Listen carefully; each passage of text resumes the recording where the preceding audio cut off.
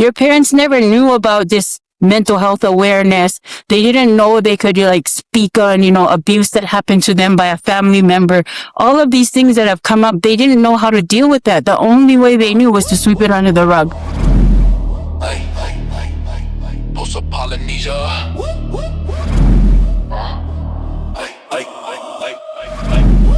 Baseline rumble, feel the ground quake. Drums hit harder than a tidal wave break. Hands in the air, let the crowd participate. We move the islands. Yeah, the vibe came. Some strength in my blood, call it lava flow. Words are up. Welcome to another episode of Pulse of Polynesia. I'm your host, Laie, joined by my amazing co-host, Crystal Stephanie, streaming tonight from Las Vegas. Tonight, we are honored and excited to feature an inspiring leader whose work sits at the powerful intersection of healthy equity, community empowerment, cultural identity, and service. Oreta Mapu-Tupola. Oreta is a dedicated community health advocate and nonprofit leader committed to uplifting Pacific Islander and undeserved communities through culturally grounded programs, mentorship, and service. Tonight, we'll explore her journey, her purpose, and the work she's doing to help build a healthier and stronger future for our people. So without further ado, please join us in welcoming Oreta Mapu-Tupola. Thank you so much. I'm grateful to be on here to just share my story and the work that I've been doing with community, but especially to meet you. And I've watched a lot of the podcasts that you have shared and just have admired the culture that you share, the awareness that you share, especially the guests that you have had on here, just sharing their different, walks in life. And I just wanted to share about how I'm grateful for that and how it might impact the work that I do as well in community. You know what, Oreta, let's talk about your history. Let's talk about your journey to where you what got you to where you are right now. Yeah, so I was born and raised in Laie, Hawai. It's a predominantly Mormon community, a small community. Mostly everybody is related or has family or has connection through, a lot of our community migrates from the islands to Hawaii first, and then they go out to, the rest of the mainland. And, I graduated out of Kahuku High School, kind of lived my life backwards where, was strong LDS family, but still not perfect. And so I started my family before I went back to school, non-traditional student. I got pregnant out of high school. My freshman year at college, my husband was still in high school. But just had to learn a lot of things in a backwards kind of way because of the choices that I made. But even in making those mistakes, I just learned so much about, from other women in my community, especially my mother and my grandmothers, about, not giving up on your dreams just because you hit an obstacle in life or like things didn't turn out the way it was supposed to be. And they never made me feel like because I made those wrong decisions that I was useless or worthless or now, you just ruined your life. They always, even when I got pregnant, usually in Polynesian families, you just get married automatic because you have a baby now. Well, my parents, they told me, you don't have to get married just because of the baby. It shouldn't be the reason why you're getting married. But my husband and I, we wanted to get married. And so we did. But my family never shunned me for that decision that I made. But they always supported me. And even while I had my kids, I had 4 kids. And every year I kept saying, I'm going to go back to school because my grandmother and my grandfather they pushed us to education first, after the church and family, you got to get your education. So they always said, well, when are you going to go back to school? And I had thought in the beginning, like, well, now I just going to take care of my kids. There's no use for me to go back to school now. I have a different focus. But they encouraged me, and so did other women in the community.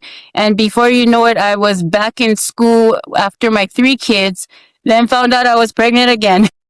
Anyways, fast forward, I went straight through school with these very strong Polynesian women in my circle, in my home, and then also in the school that I went to, Brigham Young University of Hawaii. and they just encouraged me to share my life lessons with other people who might think that it's not a possibility for them to continue in their own dreams and in their own pathways because of obstacles or trials that they faced in their life. And that just became a pattern in my own life. And every obstacle that I faced, I was able to turn that around, and then kept getting asked, can you come and speak at this high school event or this, community event about your life experiences and how you changed those circumstances around.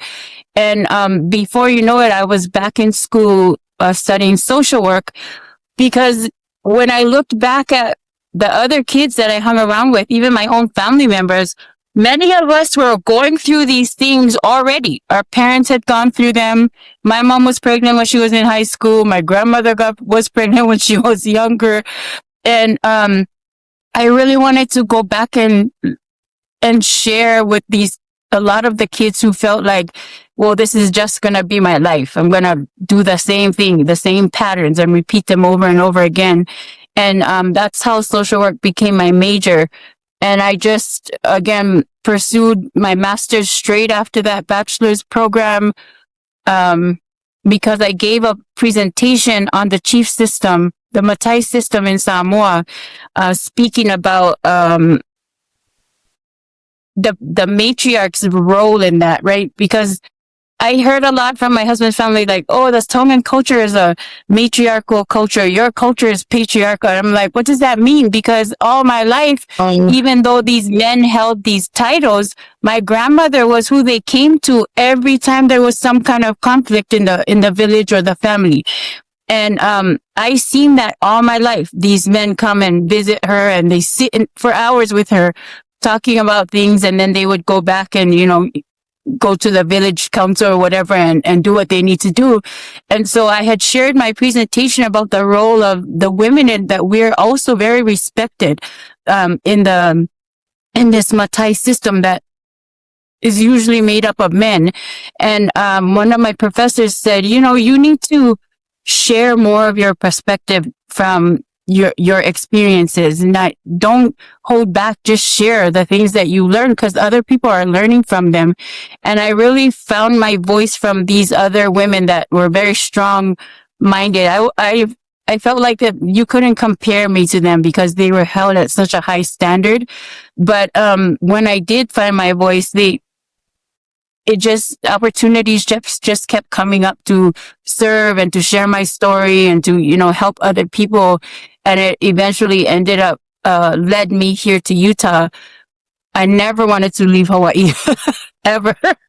I kept saying, I will never move to Utah, because I lived here, in high school when my parents got divorced, and then I hated it. I was like, I never felt or experienced racism in my life until I moved here. And we lived here just for a short while, but when we went home, I told my mom, I'm never moving back there. And then my kids came here from my in-laws, and they loved it here, and so we ended up moving here. And when we moved here, I said, what am I going to do in Utah? My goal of going back to school was to give back to my community and to help the people in my community to build capacity. And now I'm over here with people who have resources, who have money, who have nice houses. This is my perception. And I thought that everybody, this is how naive I was too, coming from the islands. I thought everybody in Utah was more members of the church. As old as I am when I came, I assumed that. And then when I got here, I learned that it was so different than what I had, what I had thought. And I found my community here and found that there's very similar needs to my community back home. And that just started, the ball rolling in the work that I'm doing here in Utah. Oreta, I want to ask you something. I'm going to go back to how you talked about when you found out you were pregnant in your early stages of this. Growing up in American Samoa, and I'm not saying like this is what everybody goes through, but I've come across so many women at a young age who they really got their butt kicked from their parents. They got their hair cut or was disowned by their parents. a lot of times it was the image that they have to uphold for the family. Like what you do affects that family. You mentioned something that you had so much support behind you from your mother, your auntie. And I wanted to ask you, for those who are going through it right now, what is your advice to them who doesn't have that support? I think we all have support systems. We just assume that the people that we are closest to, or should be the people we are closest to, is who we need to look for that support from. But sometimes it's not your mom. Sometimes it's your grandma or your auntie or a teacher from high school. For me, one of those mentors was one of my classmates' mother. She was our home visitor for Head Start. And she was one of those mentors that I could tell her anything. And cause she saw more, and also she would say to me, like, you should talk to your parents about it. They're always going to help guide you in the way that you should go and not give you bad advice about things and support you. And so I would say to find those people who support you and lean on them for that support and that guidance. Cause sometimes you won't get it from your grandparents or your, depending on, the belief system. You won't get it from your mom, maybe because they have their own experiences that they've gone through, and they can only use the tools that they have to try to guide you. And for some of our parents, that was the tool, was to beat you up and hope that you learn your lesson. You know what I mean? My mother, because of her upbringing, she had a hard upbringing. Her father and her was in the military, and my grandmother was she just came from the highlands, didn't know a lot. So my mom had to learn a lot of things on her own. And one thing she told me my sister and I, when we were growing up, is that I want you guys to always feel comfortable coming to me about anything. She said her mom never talked to her about like her menstrual period, like things that girls would go through. And so she had to learn that from school. She went to school and it happened, and she's like, oh no, what do I do? And so they had to teach her. And so she said she didn't want us to be that way. And so she always had built an open relationship with us, talk about sex, about dating, about all the things. And so that's why I guess I felt comfortable when I found out that I was pregnant to go straight to them. That's who I went to when I first found out. Wow, that's pretty unique. And at the same time, being able to find out that you had that comfort to be able to speak to your parents. What pushed you to go to school? Was it the fact that you were expecting? Didn't you know? A lot of times these girls would just decide to quit and focus on their kids. What motivated you to finish school? Like I said, it was something like my aunties and uncles all had their degrees. And so it was something that was common in our family. But the thing that pushed me to go was, you know how you're young and your parents tell you all these things and you're like, oh yeah, whatever, and you don't listen. And you think, oh, you don't know, it's not the same when you were younger. My life is different, blah, blah, blah. I had to learn again the hard way. I got married and had my kids, and my husband was the only one working. He was working for his family business and other jobs. So he was the main provider. And there were some rocky times in our marriage that, cause we were very young. We got married straight out of high school. We didn't know anything, but as we were, trying to build our family, we had some rocky times. And I realized I could hear my grandma and my mom saying, you now you did this and you don't have nothing to fall back on. If he leaves you or if he dies or whatever, what are you going to do? How are you going to support your children? And we were living on the system, government programs at the time.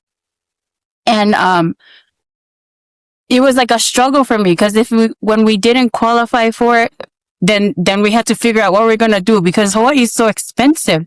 So there were times when I said, oh, well, I'm going to go look for a job. And the only jobs I qualified for I was almost 9 months pregnant working at the gas station, which was like 30 minutes away from our house. And I worked a grave shift. So I had to drive or get dropped off every night and go work. And one time my grandmother came to visit me because she felt so bad that I had to work and was pregnant. She drove in the middle of the night with my cousins down to Kaneohe, and I'm getting emotional. she was crying because when she pulled up in the driveway, I was painting the curbs on the side of the gas station. It was part of my job. And, so that night when I went home, she was telling me, it hurt me so much to pull up there and see you, pregnant and painting the side of the curb. And she told me, you gotta go back to school. That's why you need to go so that you have something to fall back on and you don't have to do that kind of work. And, that really made me think about what I was doing with my life, but also thinking about how I was being asked to go and speak to all these kids about, getting pregnant and still having a chance to make your life better. And here I was just settling because I had already had my kids. I didn't have any goals to go back to school until, they kept saying that to me. And so I, thought about my daughters who are my two oldest. And I was like, I don't want my daughters to also fall in this place where they have to rely on a man to provide for themselves and then work these kinds of jobs. Not that it's a bad thing, but just that, if you don't have to, why do it, So, that's what pushed me to go back. You remind me so much of Auntie Oreta. Everybody Your calls namesake. Because she is someone that I look up to. I look up to you too, Oreta, because you've done so much for the community.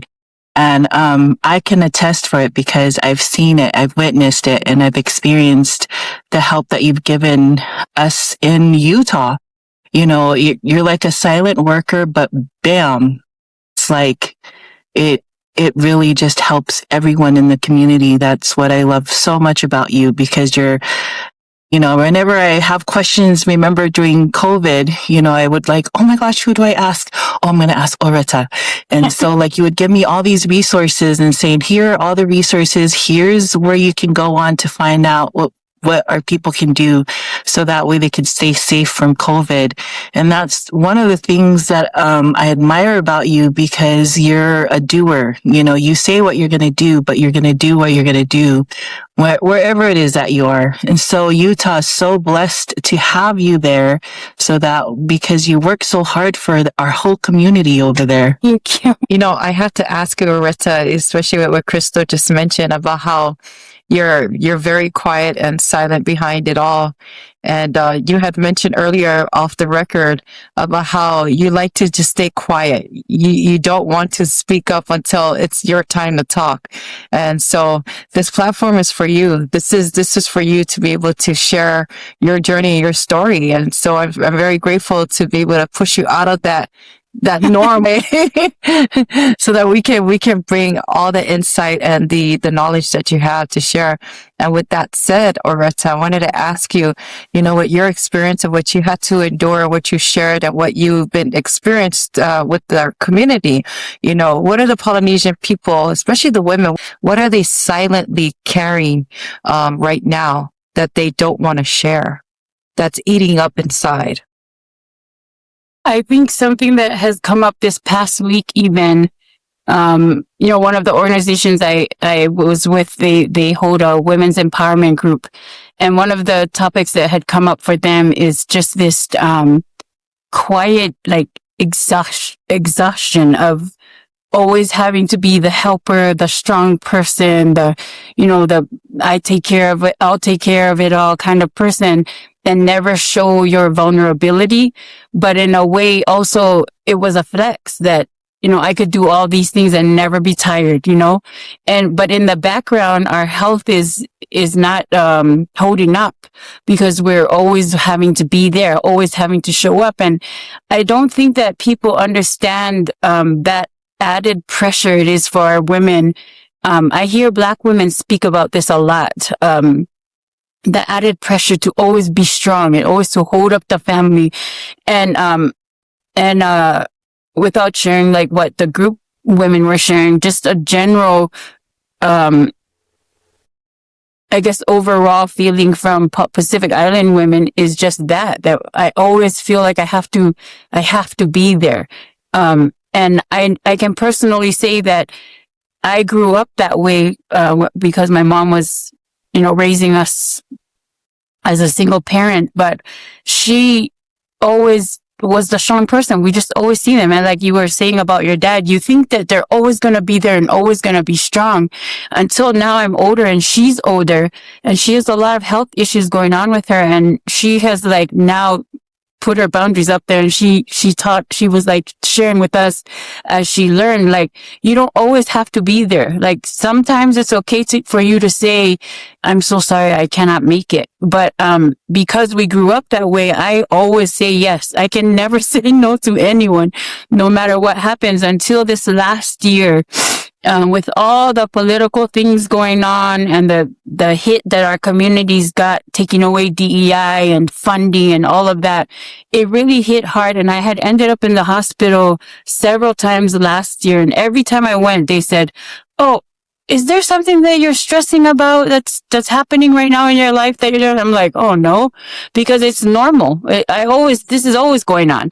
And so it wasn't until like maybe the fourth time that I finally told the doctors told me, if you don't take care of this, you're going to die from the stress.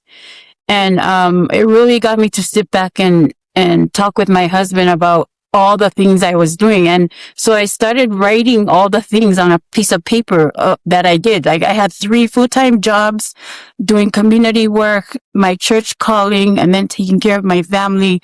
It was a lot.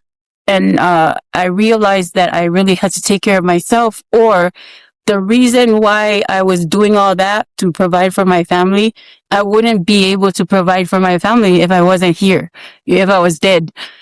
And so this year in January, I quit all of the jobs. And even though financially we're struggling because I don't have that extra income, my peace and my health has just changed like drastically, because I was able to say I can't do it. And I'm struggling because I have FOMO. I'm like, all these things are happening without me, and I want to be in the front and center helping people. But at the same time, I have so much more clarity about put more intention into the time that I spend and who I spend it with, that it's just as meaningful as it was when I was doing all the busy work. So, I think that's the thing that I see a lot. It's not even when I share that, people are like, "Oh, you're so good." Da, da, da. It's not only my story. So many women are going through this kind of silent, just being tired all the time, but then showing this facade that they can handle it. It's okay. I got it. I don't need help. I think also too that we forget that not only are the women dealing with this, but also the men are also facing the same, experience. And so we forget the male at the same time. Also I wanted to ask you, like, even though we're going through we have our own trauma that we face growing up, and we were able to deal with that in a different way. But for those who are not able to, express trauma, can you tell me, like, why is it that within our own Polynesian community, from what you've experienced through you going out there to speak on this, what was your experience in learning about our people that makes it so difficult for them to talk about their trauma? You mentioned how there's that flex. We want to be able to show that we can do this. We're not only strong, but we're mentally strong, physically, mentally, and spiritually, but not realizing that behind the scenes we're breaking down inside. And so, for what you know with trauma, what makes it so difficult for our people to talk about it, to share it, and to use therapy or whatever means to help, release that trauma? I think it's what we talked about earlier, about like holding family reputations where they are, that expectation to represent your name, your last name, where you come from. Even I think I shared about the suicides that we're seeing a lot in our youth. I don't think that our community also understands the extent that is a lot of pressure for our youth. Our generation, I think we grew up like, that's just how you have to be. Just suck it up and move on. And this newer generation, we try to raise them in a different way that they haven't experienced that. And now it's a lot of pressure for them to hold up that name. If I don't hold up, like say, my family has a lot of athletes who have gone to the NFL, and then my son doesn't make it to the NFL. Some of our men are struggling because they can't live up to that name. And I've seen a lot of our young men turn to, different, making different choices because it's a lot of shame. It's a lot of shame to show up. Like we were joking around, at a farewell for one of our nephews. A lot of our nephews have gone on their mission, and there's a couple of them that didn't go, and we joke around with them over there like, oh, you're the only three who never go on your mission, but some of these kids, they can't even it's not a joke to them. It's a lot of pressure, and in ways that we don't know, they're hiding. They don't come to certain family events, they don't participate in the things. Those are the things, patterns that I see in them, and I know that it's because of the shame. I know that it's because they feel that pressure of holding up this reputation for a family name. And so it's hard for them to admit that there is trauma or to ask for help for it. But also our culture and community say to our kids, like, you're weak if you show any kind of vulnerability.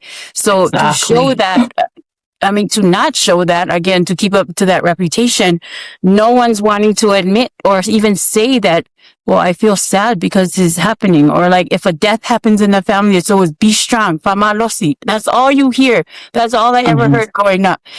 And it's a lot. It's too much. And now that we're spreading so much awareness for our community that it's okay. We're creating these safe spaces that it's okay. There's a lot of, family secrets that are coming out, and people are not knowing how to deal with that trauma because now people are pointing finger at, oh, how come you knew and you didn't say anything? Or how come you didn't protect me? Our parents, I tell the youth that I work with now, these are hard times that we're discovering a lot of these things, but your parents, they only could deal with the things they could deal with the tools that they had at the time. Your parents never knew about this mental health awareness. They didn't know they could speak on, abuse that happened to them by a family member. All of these things that have come up, they didn't know how to deal with that. The only way they knew was to sweep it under the rug, to not show that it's how it's hurting them. And so I ask the kids to give their parents grace. And for some of them, it's hard. And for some of them, they're still trying to navigate that. So I think that a lot of it stems from that. But they're so lucky. They're so lucky to be able to express themselves these days. Because I know growing up, I always got beat up. I was always the one that got beat up all the time because I always said something. And my mom's like, be quiet. And I'm like, well, I just had to say it because that's how I feel. Because she knows I'm the one that's emotional. And so all the rules I broke, even though I get beat up, I just say what I say. But as they grew, cause they're young parents. And as they grew, with me, I feel like they started to kind of scale back because it was the name thing for me. I always get irritated. Because so-and-so is going to say whatever. And I'm like, okay, so you guys care more about the name than about the situation that's going on? I go, someone's hurt in the family. We need to acknowledge that this person is hurt and they need to at least express themselves. You can't just hold it back and hush, hush. But I love that the kids are being able to express themselves emotionally so that way they can tell their parents how they feel. And I love that the parents, us, are trying to understand where they're coming from because we've faced those things growing up because it's from generation to generation to generation. And we got to break that cycle from all the trauma that we've gone through because, it's going to help heal our society and our people and our culture. So I love that. I love that you shared that. I hope you continue to really, because I see that you work with a lot of people and I'm glad that you shared. I thought you were bionic women. I'm just seeing you, sis. Seriously, because every time I see you, I'm like, dang, this girl, she's doing everything, she's doing all the things. And I was just so proud of you because you're here, you're there, you're here. And then expressing those things in the background, I never knew. I never thought that Superwoman you could ever, have all this stuff going on behind the scenes, but seeing it here with this podcast, thank you so much for sharing your vulnerability with us. Yeah. And showing that, things do happen in the background, and you have to scale back and, say no. And that was the hardest thing for me growing up too, is like, I used to say yes, yes, yes, yes, yes to everything. Yeah. And then I realized how stressed I was getting, Yeah. And I was like, why am I saying yes all the time? Because I was so afraid to say no. And then now, now that I'm older, I'm like, I'm so glad I said no. It makes me feel better because I'm not so stressed. So good job on that, sis. Good job. I wanted to add to what Krista was saying, that it is true that these kids are very lucky that they're able to express. And at the same time, like us adults, we're able to, okay, now we gotta scale down a little to try to understand where they're coming from, why they feel the way they do. Because it's such a different environment for these generation, that our environment was so different. We're caught up in this. Everybody's like kind of like-minded. If this family here does the same teaching to their kids as the way we do with our kids, and so being able to change because of the way that the environment is at the same time difficult, right? Because like what you mentioned, Oreta, like, and I think Krista, about the incident that happened with the kids who committed suicide. That's so sad, because you wonder, you're able to express yourself. Did the people not allow you to be able to speak to you, to have that support system? What is your take on that? Because it's different being in America versus those that are on the island. What is going on with this generation here in America? Yeah, I think it's again those same things of shame and holding reputation, especially with our faith and some of the things that we believe in our faith. But I'll say the one thing that I think has been helpful in how we've been addressing a lot of these generational, traumas and all of that is that before, I remember they used to create these interventions for our kids and then create these interventions for adults or men or women, very, very segregated. But our community and our culture is very collective. It's not about the individual. It's about how it impacts the whole family. And so we've now created these models, or are now implementing these models that if I go to the youth and I speak to them about sex, I'm going to go to the parents now and speak to them the same thing I talked to the youth, because what was happening is we're teaching the youth, then the youth go home and then the parents say, hey, Balea, don't come over here and tell me this. You Sofia Poco. I remember my grandma used to always tell me, you think you have a PhD, but I have a degree from the streets. I know more than you. So she used to always tell us that, but there had to be teaching across the board, because we didn't want the kids to go home and then think, well, there's no use doing any of this. In fact, some of the youth told, they said, it's not, I can't say anything when I go home because, like you said, Krista, they just tell me, hey, close your mouth, don't talk. You don't speak to the adults. You don't add your, whatever to the adults when they're talking. And so we really had to have these separate sessions, and we went to one of the wards, youth activity, and we used music to share this lesson of communication and how to express, finding different outlets to express yourself when you're feeling, some type of way. So we started together, then we separated the youth, and they did a musical workshop, and then we separated the parents, then we did a curriculum called Families Talking Together. And that curriculum was based on teaching parents how to have conversations about sex with their children. And one of the separate class we were talking, and one of the Tongan men that were in that group, we said, okay, can you explain what we just shared with you? And he's like, oh yeah, this program is to talk to our children, how to talk about, and then he's whispered, sex. He went like that, and we're like, why are you whispering? Because you don't talk about this to women. It's taboo. With me growing up, my parents, when I had like questions about sex, they're just like, in the Bible, it says you're not supposed to do it when you're married. And I'm like, so what does that mean? It means that you're going to get in trouble if you, and I'm just like, so what does that mean? Am I going to get in trouble if I have sex? And then, I'd always get beat on because I was things. Yeah. And I'm like, I'm just asking a question. I just want to understand what's going on. Like, is it good? Is it bad? And they didn't know, they didn't even know how to answer because they were so uncomfortable. Yeah. Especially my mom, because she would always say, stop talking about that. That's not something that you should talk to us about. You have to know we're not your friends. And I'm just like thinking to myself, so who do I ask? Do I ask my friends? And that's how I'm like, oh, I guess I'm going to ask my friends. I'm going to ask my teacher.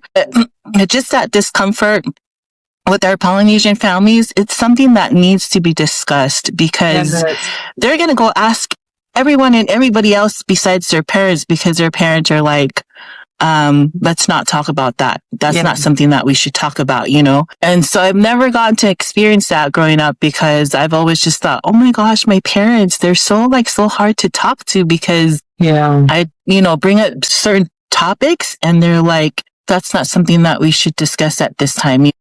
And I'm just like, are you uncomfortable talking to me about it? Or is it just because, or they'll open their scriptures up.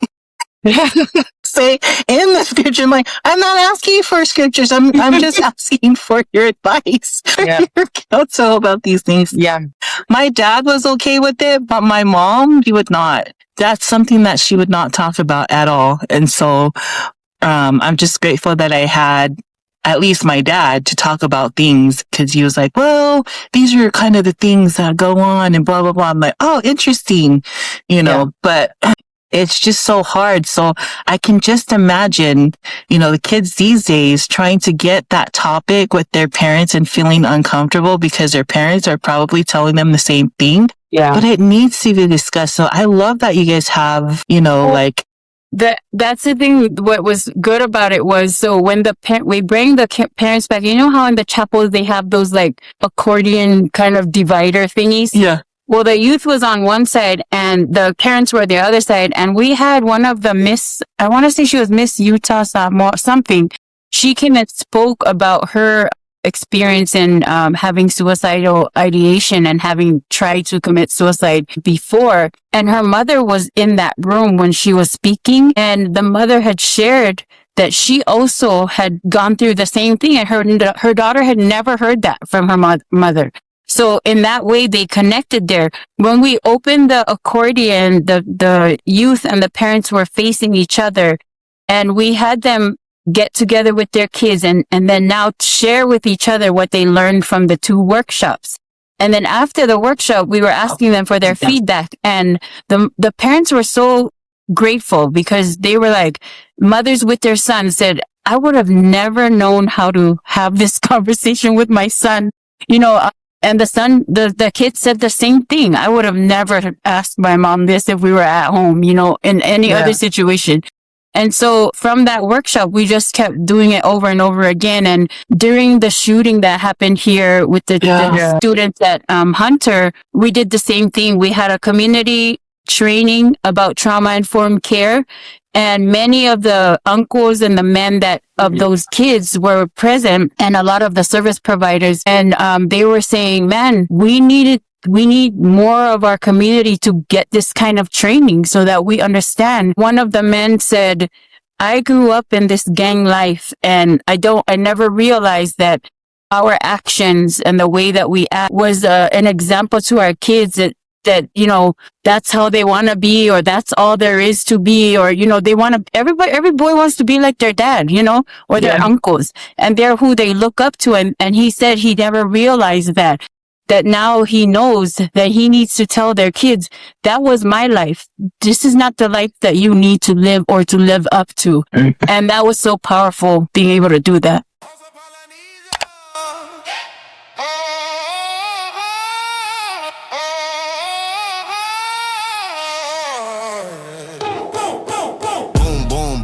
Shake, silent fever, wave riders, lava rivers, no